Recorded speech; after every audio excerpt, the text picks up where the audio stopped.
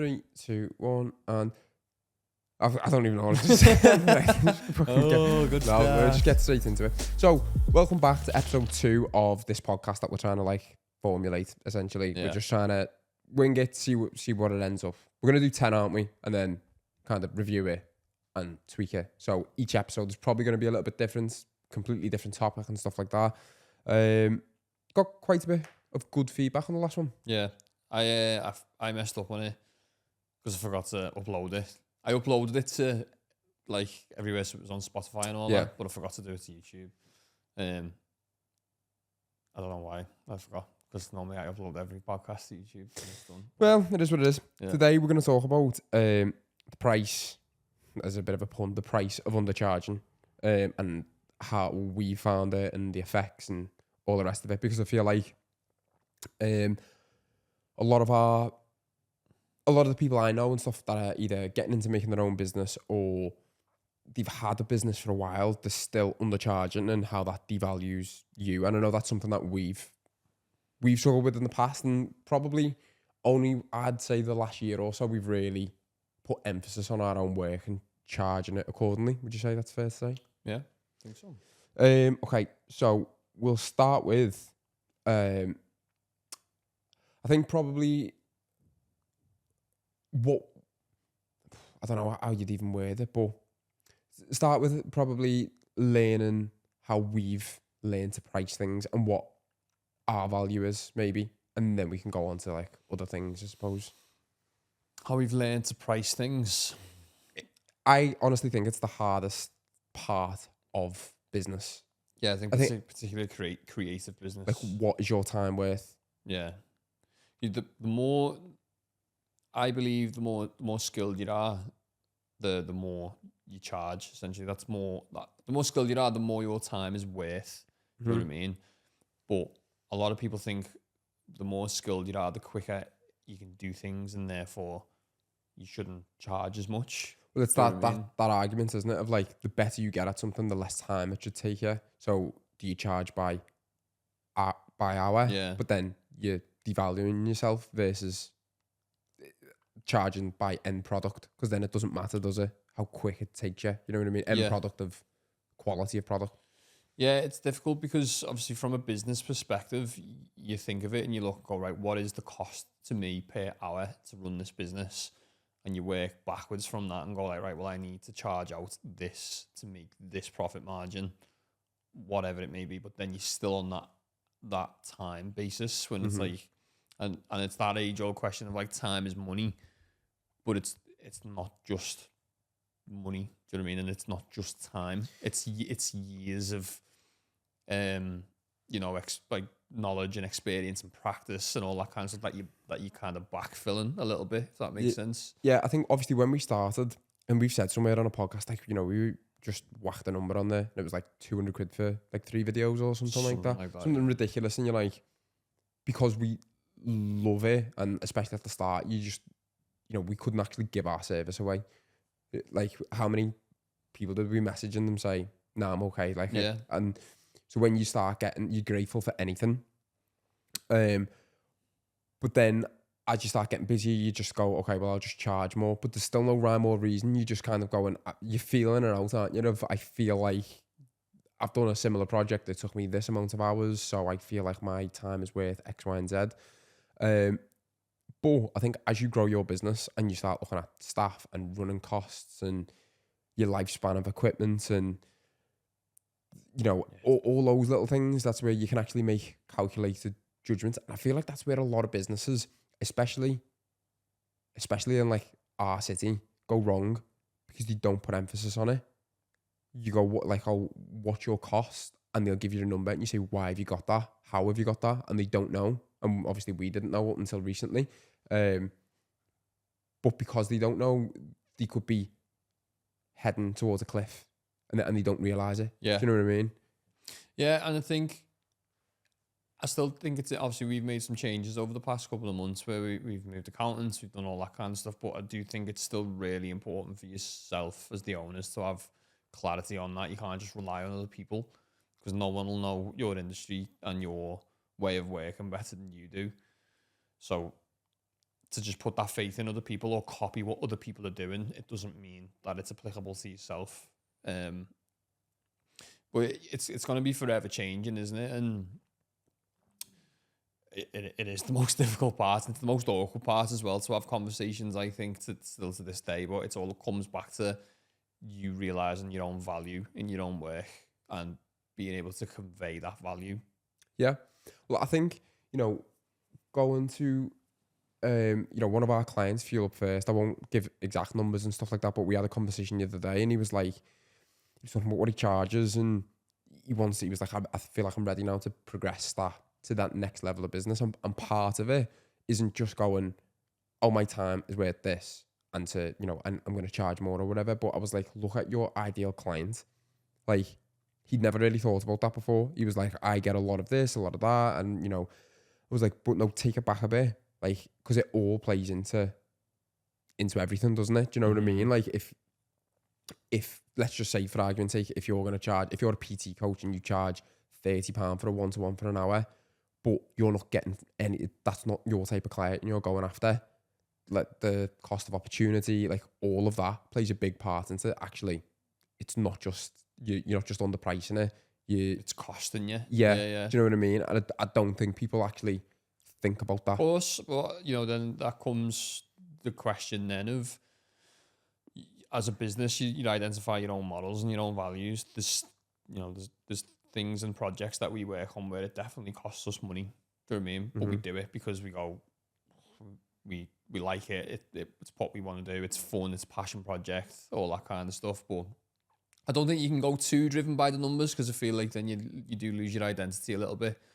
But I think you've just got to be aware of the hidden stuff.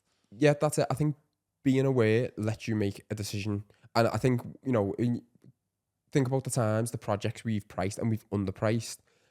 And it always seems to be those projects that give you a bigger headache, which, that is what it is. But I do think in the back of your head, you've already thought, like, I've underpriced this. Yeah. Do you know what I mean? And it doesn't happen all the time, but just from the word go, it can be a little bit more, you're going into it with that mindset, and it's not the client's fault. No, do you know what I mean? It. Yeah, and it's detrimental to the work, to everything, because you go into it thinking, oh, I've only charged this much, and it's not. I've got other things that I need to do, but that's our fault because we've charged it, and it still needs to be treated the same as anything else. And you try and keep that in mind now, no matter who the client is. So if I'm a new business owner and I'm starting today, what kind of and they've come to you and they said, I want to work out my pricing. Let's just say, for argument's sake, let's say it's a coach. Where would you say it'd be best to start? A coach. Yeah, to just try and figure out, like, what's my price point am I looking at? Maybe a coach is a bit of a hard one. Maybe use our industry then, for example, because I know that was. I mean, it's different. It's different for anything, but for me, like, the principles apply, and basically it'd be what your outgoings are currently, what the market is out there, and then working out kind of what profit you want to make, or what kind of goals or lifestyles you want, and what KPIs you're putting in for yourself to get. If you say, I want to get a certain type of car or a certain type of house, I'm like, well, what markers do you need to put in order to get to that point, if that makes sense? And then working out, obviously everyone's different. Someone might have £100,000 worth of outgoings, and it's all right me saying, well, I'd charge fucking £20 an hour or something like that. It's not going to work. It is all relative. But then obviously that comes back to, if you have to charge a certain amount, do you believe in your own value there as well? And can you justify that value? Yeah. You know what I mean? And what you do there, then you look at your clients, you look at your past work, or the clients that you've worked with who are of a high level, all that kind of stuff. Well, I do think it's like, we've had that a lot with clients, of like the clients that obviously we come in to film and make content and market the business, but it's a lot more than that. Like, as you know, it's helping them build a brand. It's helping them with, like, behind the scenes, like CRMs, building, websites out. Like, we kind of, there's a whole business advisory side of it that we can and most often not implement. But I think a lot of the time, the first sticking point when a client's like, maybe they've been with us for a while, or maybe they've just started, is going, what's your goal? Yeah.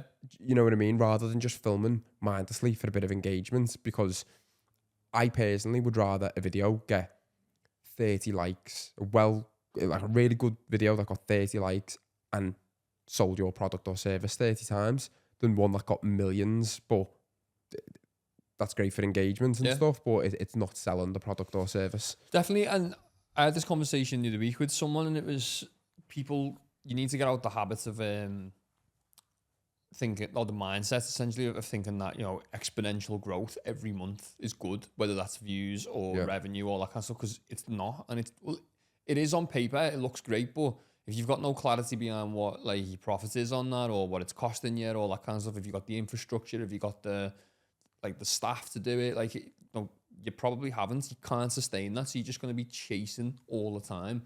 And it is that thing, what, like, obviously we refer to Ian quite a bit on the podcast, don't we? But or like on socials, but you'd end up going like that straight away. And if you haven't got all the other bits like sorted out, it'll just like Topple over. fall over. Do you know what I mean? So steady growth is always better, and that's probably a viral video or whatever it may be is great. Yeah, perfect. Do you know what I mean? But it's the same thing as pumping an ad out and getting loads of leads from it, but you've got nothing there to capture the leads, nurture the leads, all that. And you go, well, what did you do with them? Nothing. Oh, well, they've gone now then. Do you know what I mean? Like, and that, again, I was actually going to say something else, but that is such a good point as well with like business owners. That's something we try and vet out now, not because it's any of our business in a way, but just because I think we give a fuck a little bit more than most, of going, okay, if we do get you these leads, which more often than not we will, what are you going to do with them? Yeah. Because it's all good and well us getting you 100 people to pick the phone up, but if you're too busy, then that doesn't work. I actually started asking clients now on the phone, going, right, so you want to run ads, you want to run it like SEO, all that kind of stuff. What's your capacity like? And sometimes they go, I'm shocker. And I go, so what's the point then? You know what I mean? Whereas when I spoke to someone, I think it was Cam a few weeks back, I was like, how are you? He was like, yeah, okay. Like, he knows he's not soft, you know what I mean? So that we can have those conversations, go, right, this is what we're working towards then. Yeah. And if we achieve that, we're all right. Do you know what I mean? And then we can progress again. But accordingly, if that makes sense. Yeah. Not just like willy-nilly, like, you know, or we'll just go again, like the next month and again. We plan it. Do you know what I mean? And then obviously this comes like trying to tie this back of like the podcast jingle. Yeah, it is mad. We do seem to time it with that jingle. I was going to go to that as well.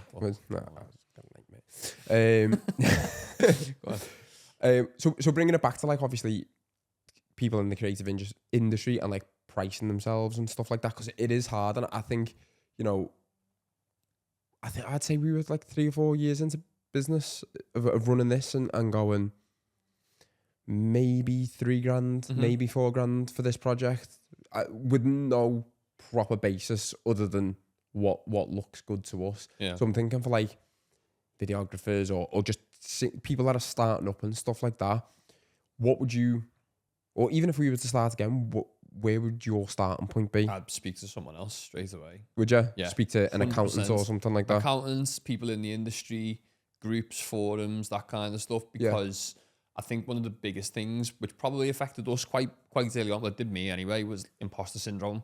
Who am I to charge this money? Yeah. Do you know what I mean? Like, and I come from that from another perspective of like, I loved it. Like proper loved, like, cause I know you've said before, but like I went on like this mad, like just rabbit hole of learning so much in such a short time, where every time I would just look at it as like, I know this is a very fortunate like thing as well to like say I'm aware of that, like, but just not even thinking about the money at all, and just thinking like every time someone says yeah to filming, I get an opportunity to practice this thing I want to work on. Yeah. You know what I mean? Or this thing I've learned. But then it does get to that cross point where you're like, okay, that's not worth my time, but I don't know what my time's worth. Definitely. Do you know what I mean? Yeah. And I think it's much easier now. The stuff that we do for clients, and obviously without going into it in too much detail, but how we charge for things is different to different people. And people come in and go, that's wrong. And we go, no, it works for us. But yeah, you've done all that work. Yeah, but we trust the client and the client trusts us. Yeah. So we'd rather do that service for a month for free. Like whether that's building out your ad campaigns and accounts and building out, doing your competitor research, all that kind of stuff is hours put in. Do you know what I mean? Mm-hmm. And I would rather do that early on and then go, right, now we're live with it. Now we're actually like, that extra bit of work that we've done is a goodwill gesture with a long-term client. Put so much more trust in it so that when you do start charging for things, you go, yeah, I see the value in this straight away. Yeah. Do you know what I mean? I think how you want to position yourself as a business as well. I think we've all, like you've just said, we've always been big on, we build relationships and partners, and Yeah. the big, I think we've always said like the big element of it is trust, like for them to trust us and for us to trust them and stuff like that. That's huge. But equally, that's where then that affects your pricing, because you've got to trust that they're happy to pay it, and then they've got to trust that you're going to deliver it because it's not cheap. Mm-hmm. Equally, some people might want to charge cheap and cheerful, and that's fine as well because there's a market for that. I'd probably say there's a bigger market for cheap and cheerful content creation now more than ever. Yeah. Even more than what the premium kind of partner growth that we do. But it's identifying that and like you said, doing a bit of market research of what other people are charging and stuff. Of course, like, and I think we had a situation the other week where someone approached for some SEO, and it's a new brand, and I was like, you don't need to pay for this. No, do you know what I mean? You're not there with it. So I asked Tom to just do a bit of an SEO audit, but like not even an audit, but just some things that you can do to help straight away.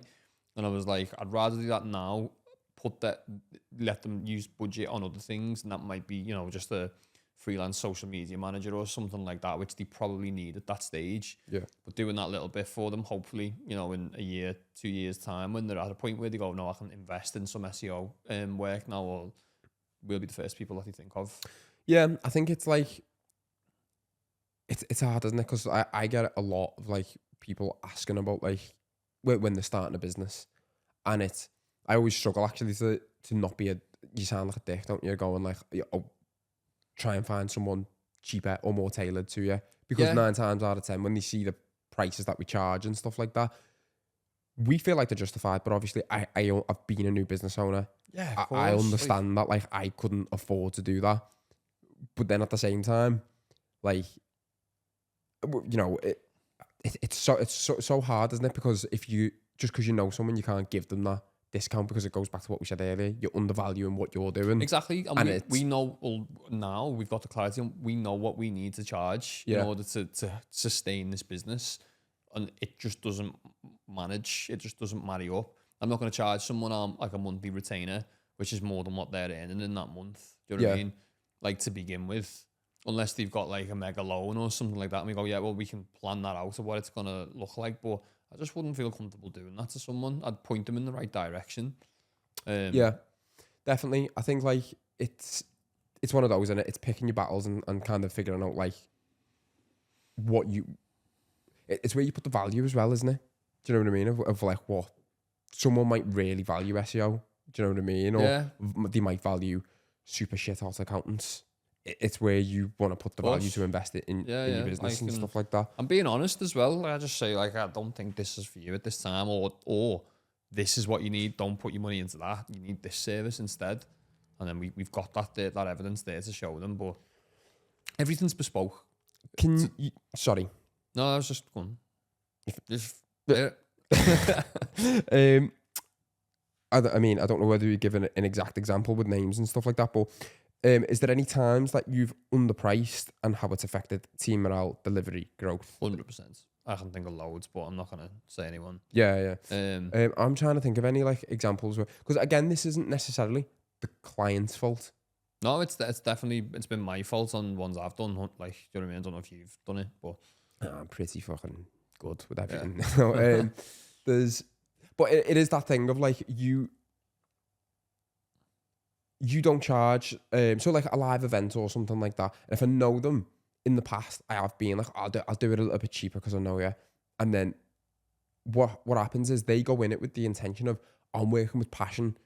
Everything they do is shit hot. So I'm expecting that shit hot fucking production value. Yeah. Which they should. Do you know what I mean? And I've went into it of, I'm doing them a favour, yeah, because I've slashed my prices because I know you. Yeah. And it's just a recipe for disaster. So you're doing both a disservice. Yeah, because you're not selling you're not selling your brand the way it should be. Like the content that you're putting out from that, you're like, does this represent our brand, what we value, how we want to have ourselves seen? No, probably not. Are they 100% happy? They might be, but we've done it enough to be like, they always want like the full works, which again isn't their fault. It's what they've heard from other people saying with passion or whatever. The team ends up being overworked because usually if you're kind of slashing your prices, it means that they're expecting a lot. So it's not like 1 or 2 videos, it's probably 10 to 20 videos. Yeah. And I think it doesn't set the right intention within the team either. Yeah. Do you know what I mean? It's a bit of confusion, a bit of like, okay, right, so is this, you know what I mean? It's a lot. Yeah, and even you do it with like family and stuff like that in the past as well. That's why if I ever get something off a friend, or if I train with one of my friends, I ask for the price, I'll just like full price. So yeah, so much easier. I can't remember who. Paul, for example, the other day when he was Broadway carpets, he's coming to give me a price on flooring and stuff. And he was like, I'll try and look after you and stuff like that. And which I appreciate because I've known him for years and stuff like that. But then at the same time, like, I'd rather him charge me what he would charge anyone else. Yeah. Because if you come to me, I will charge him now what I would charge everyone else. Yeah. And I'm just so much more at peace with that. We used to get it in the garage all the time, didn't we, with our cars? Yeah. Well, we get we get pushed to the back of the car. We're looking after you, and I'm like, yeah, but I need my car. Like, Yeah. So just charge me. Like, so just treat me like any other customer, because that's costing me more money now. Do you know what I mean? Okay. So it says, why charging more isn't greedy. It's necessary to build sustainability. Now, I've thought about this a lot over the last few weeks because of like certain projects we've had in the pipeline and stuff like that. And I feel like this is where it comes onto refining your clients and stuff like that. Because if you put your prices, obviously, if you put your prices up like 50, 60%, then yeah, fair enough. That's probably greedy. If you do it by 5% or something like that, rather than viewing it as, now putting the prices up again, what if that business didn't put the price up, then they're at risk of potentially going under because they're not keeping up with inflation. Yeah. How much of a risk is that if this business vanished? How does that affect your business? And I'm thinking from our perspective. Oh, I get you. If you're a company and we're bringing you in all these leads and you grumble at us putting our prices up, which we haven't really put our prices up in a while, to be completely transparent. But if you're grumbling at that, well, what would the cost be if we actually went under? Do you know what I mean? Yeah, definitely. Because we know that you're bringing these leads in, so actually we're not doing it to fill our pockets. We're doing it to make sure that we're fine and we can grow with you, essentially. I think that's a point that we need to probably maybe get better at, like sort of. Oh, yeah, we've been terrible at it. Yeah, because we've always been like, oh, if you don't want to work with us, don't work with us then. Do you know what I mean? Because we kind of pick and tailor who we want to work with, which is quite nice to be in, but at the same time, it's like, well, don't devalue what we've done. Do you know what I mean? Yeah. Like the proof's there. Like, yeah, you can, if you don't want to do it, but this is what we've done for you. Do you know what I mean? This is what it's potentially going to cost you.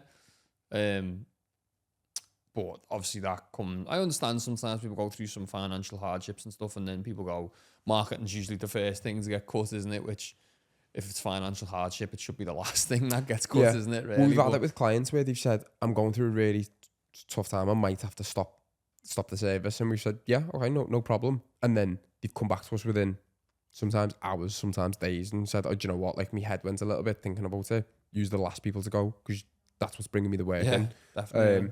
So when you think about it, it does make sense. But it's actually that's like one of the best kind of compliments I feel like you can get. Yeah. Do you know what I mean? Because it's easy for people to throw compliments at you when everything's going well.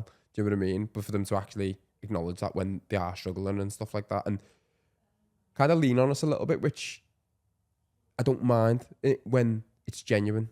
Yeah. Do you know what I mean? So with that, the next question is more of a topic is the cost of over-delivering for the sake of a relationship and navigating that.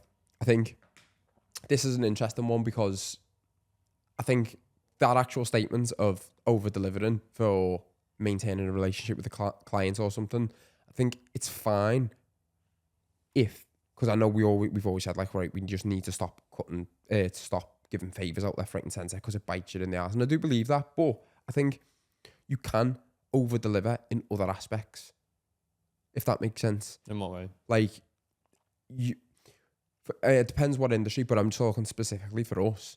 I've never minded giving an extra video to a client that they didn't pay for, because I know if it's that good of a video, it will trickle back to us.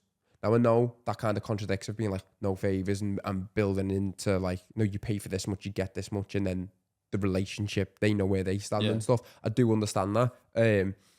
I think it's just doing it tastefully, not all the time with every client. Because if you give every client an extra video, then you've effectively got an extra like 4 or 5 clients in work capacity that you're working for. Yeah. But at the same time, if it's reading the room and it's if you're looking at an extra video and, you know, Jack said before, you can't see Jack, but he's over there, about Cozy wanting to get an extra video, that isn't part of their package. Yeah. But we've got a great relationship with Cozy. We're going to be there anyway. It's not a big grand video. It's something that's super short, and we can make that decision and we can go, that's fine. You know what I mean? Yeah. And it's mad because like you'd be in some forums or something like that, and if you were to put that exact thing in there, they'd go, no, you're the reason why you're devaluing the industry and blah blah blah. And there's probably arguments for and against, but Definitely. It's our decision at the end of the day, and we know that that's part of our business model a little bit. Do you know what I mean? Yeah. Well, I think that's it. I'm not saying my view on it is right either. Because like you said, most people, especially like on the forums and all that, it's like, no, you get what you pay for. That's it. Which is right, but we've not built our business on that. No. We've not built our business on, you give me $2,000 and you get these exact metrics. Doesn't matter. If you want more, pay more. Like, yeah, that's probably the right way to do it. But we've built our business on building relationships and growing with a lot of our clients. You know what I mean? That's it. I think, imagine if you were cutthroat to begin with, go, no, that's all you get, blah, blah, blah, that's great. That would stick in someone's mind. So they'd be less likely to recommend you. Whereas, you know, we've been in the past like, oh, we've got a bit of a gap now before the next thing. Like, sound, yeah, I'll go and get a coffee, I'll pop back in a bit, whatever. And then it's fine. Come back and then you go, the more likely to recommend you go, oh, the lads are bosh now, like, you know, they help you out there and whatever. But as long as you're aware of it, what you're doing, that's fine, because then it can't run away. Do you know what I mean? It can't spread, like, because you do that. All right, if it's an hour favor, say, that you extra, and you do that for 50 clients in a week, like, obviously it's impossible to do that, but it's being aware of it and making the right decisions for the right clients. Do you know what I mean? Yeah, definitely. What was the question again there that you said? Because I had a point on that. But the cost of over delivering for the sake of a relationship. That was the starting topic. Yeah, I think. Go on, mate. Go on. This is a little interlude. Yeah, interlude. Do you want to make a feature? Go spit some bars. Yeah, I think with the over delivering thing as well, for the sake of a relationship, I've always used it as like a learning thing as well for myself. In that I say to someone like, we'll work with you on this, if that makes sense. Because I'm learning here, and they go, sad. Because I know you could go somewhere else and pay probably 3 times what, you know, well, you could pay for it. Yeah. You know what I mean? But I'm going to work with you on this because I know I'll develop this. It might take me 2 or 3 years to get it absolutely fucking amazing. But I kind of use you as a bit of a case study. Yeah. You're not in a position yet to pay loads of money for that service. I don't think so. I'm willing to put that time in now.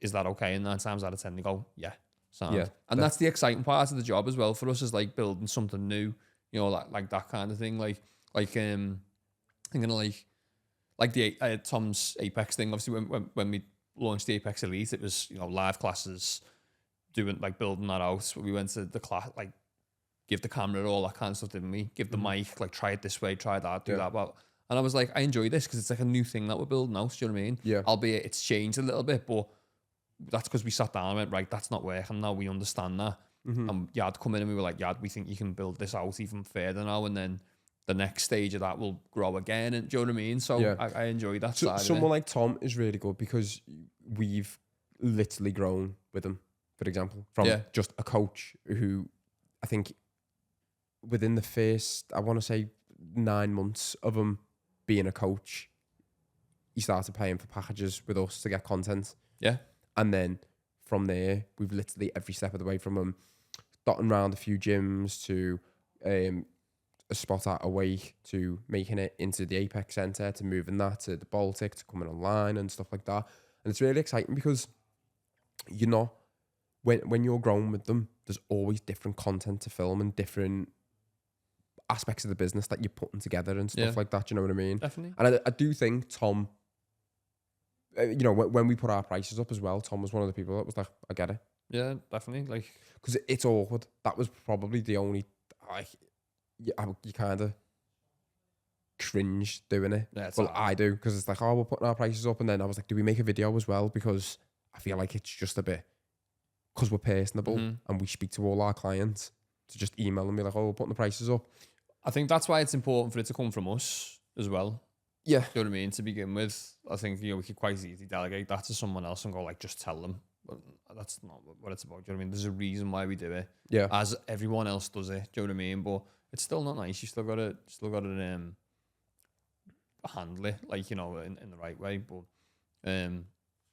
yeah, obviously as growing with people, and again, like, you know, there's been times where we've messed things up and we've had to redo it and redo it and redo it. That costs a lot of money, but it is what it is. We messed up. Do you know what I mean? Yeah. And then there's times where like the client messes up and we've had to jump on things like, you know, launching things or whatever. And it's like, oh shit, but it's a partnership, isn't it? So you just do it. Do you know what I mean? Definitely. Okay. So this isn't kind of just one of the questions I wrote down. Is we give feedback forms to our clients. Yeah. Like they were all anonymous and stuff like that. But why and what did you learn? We've never really done that before. We asked for reviews, but very kind of personal, the reviews, aren't they? Like, you know, if you ask someone, did you enjoy this? Can you get a review? You can kind of gauge, like, obviously if you think someone's had a terrible time, you're not going to ask them to leave a review. I understand that. The reason behind the anonymous ones, I thought, was because me and you are still very much the... Were you going to say something? Yeah, these were in public as well, just for context. If other businesses are watching this and they're like, well, why would you do that? Obviously, when you ask for a review, that's like, oh, on Google or something, or Trustpilot or something. This was for internal, wasn't it? This was for feedback, essentially. Like, rather than a review, this is for like critical, like, feedback. And I thought, because me and you, like, are very much the face of the business still, and people, we get on with all our clients. Everyone's great. I feel like sometimes there can be a danger there of people getting comfortable and not telling us, like, you know, when we're not doing something right or whatever that may be. So I thought if we do it anonymous, like, we don't know who's sending those feedback, but we should be able to gather a little bit of it, like, see trends or whatever that may be. So obviously it was full service thing, you know, how are we generally, any issues with the team, that kind of stuff, like anything that we should be doing better, you know, just all that kind of stuff. And I actually think it's probably some of the most insightful bit of, like, housekeeping we've done in, like, ever, I think. Yeah, I was telling a client about it the other day, and he was like, oh no, my clients are they tell me they're happy, and I was like, yeah, because they're telling you to your face. Yeah. I said, just as if I were to ask you now, is everything that passion does for you, are you happy with it? You would go. And he was like, well, I'd say, yeah, I'm happy. I was like, but there might be some little things where you're like, oh. Just niggling. Yeah. And I went, you know, for example, so in this form, I said, one of our clients that I don't know who it is, put Trello's a bit clunky, I need it to be refined. And he went straight away, yeah, it is, I do agree with that. And I was like, and that is why you do feedback forms. I was like, because people generally just they're not going to be as honest as they are. Do you know what I mean? Yeah. So if they feel like they've got a blank slate and there's no callback to them and there is something bothering them, you're going to let them know. And that way, rather than it building up, and then if passion ever does something wrong, something's been building up in the background anyway, and they think, no, that's it. I don't want to use them anymore because this little thing that I've never mentioned has been building up. And obviously I'm not just talking about us, it could be anyone. Well, you've just sorted it because you've asked the question. Yeah, yeah. Do you know what I mean? It's in our best interest to know this stuff so we can fix it. Or, well, we might get things and go, well, no, that's we can't do anything about that. That's out of our control. You know what I mean? But I think it's really important, even when, you know, we've had where it hasn't worked out with clients, or we've got them to a point and they've gone, lads, we think you're great, but we're going to go, like, you know, to the next thing now. And I've gone, great. Like, and we send the form out and say, well, I want some honest feedback. Like, that's what I need. Otherwise, like, how can we learn from this? Like, if there's a point where you go separate ways, there's a reason behind that. And you need to know what it is. You might read the form and go, do you know what? There's absolutely nothing I could do there at this point in time. But at least you know. It's funny, isn't it? Because everything we're saying here is data led. Yeah. We're basically looking for data to look at what we've done wrong, what could we do better. But I feel like in our industry, that just doesn't get thought of at all. No. And I feel like that's where a lot of people in the creative industry go wrong, because they're just a bit like, oh no, I don't do data. I'm just all like vibes and that. But how much has that helped? Yeah. Not. I don't just mean with the feedback forms. I mean just looking at the data, looking at how much time staff are spending on editing videos versus out the office, looking at how many hours spent in meetings, all of that, looking at it and going, oh, and it comes back to we can now price ourselves properly because of all of it. That's it, yeah. Because we not if you know we didn't get one bit of feedback saying it's too expensive. Yeah. Do you know what I mean? So that we know we're at a comfortable point there. Do you know what I mean? And I think 99.9 of the forms come back 5-star, did they? Like something like that, which was great, you know, and good morale for the team as well. So like, you're doing great work. So, and it's justification for your work and therefore your pricing. Okay, that's pretty much everything I had question wise. If there's anything you want to add into pricing wise, no. I think just generally, like for anyone listening to this, one thing I would take from it is that everyone goes through this thing of like struggling with pricing.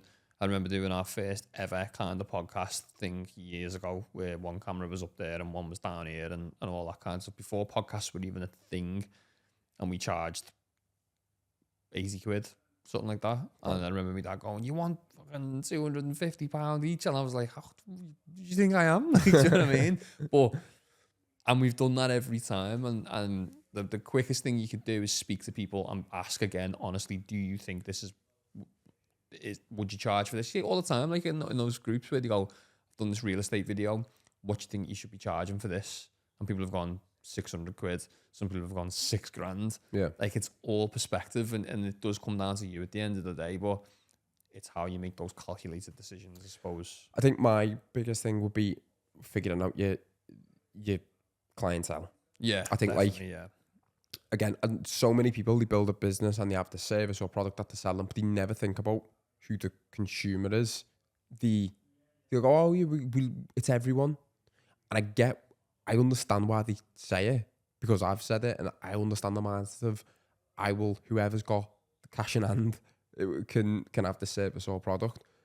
But it comes to headaches, and you're not being as efficient as you can. Once you know, okay, I'm going to, let's just take, for example, like Passion, and we go, right, well, we're going for businesses, because it doesn't have to be industry specific. It doesn't have to be we're only working with fitness. It can just be we're working with brands that want to be premium and they want to have that really tasteful premium feel to their accounts. Yeah.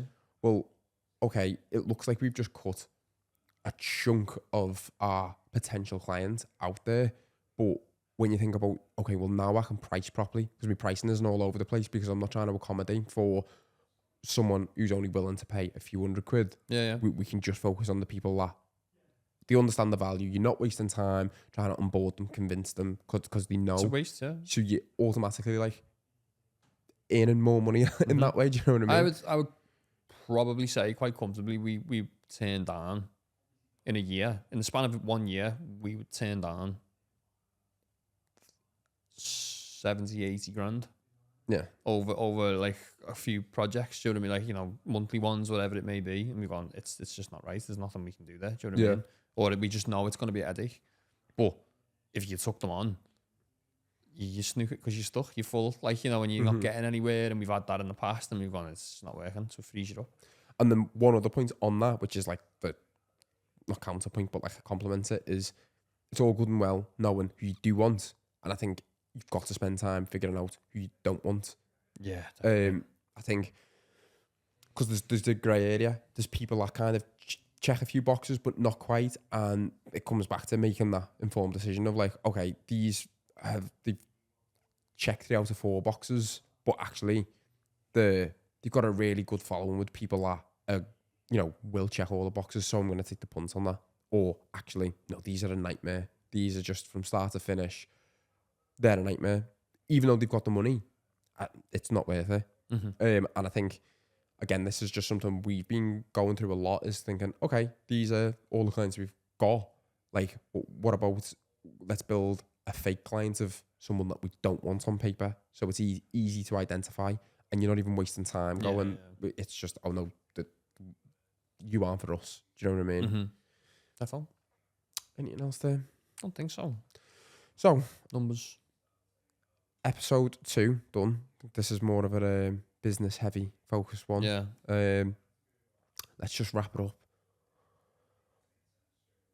You're on death row. What? No, actually, kind of. What have I done first? Well, I'll lead you up to it. What? How many men would it take to beat a gorilla? How many men to beat a gorilla?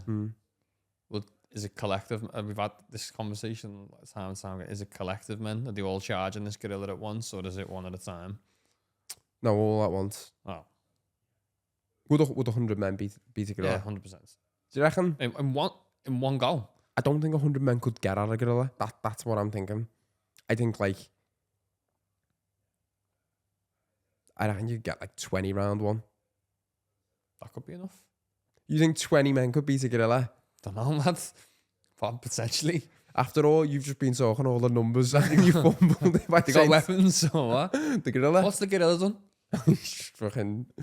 Have you not seen him running around on TikTok? No, fucking nothing. He's just chilling. No, I don't. I'm on Team Gorilla. Unless it was 100 versions of Mike Tyson. I think it'd only take 50 Mike Tysons. 50 Mike Tysons, yeah.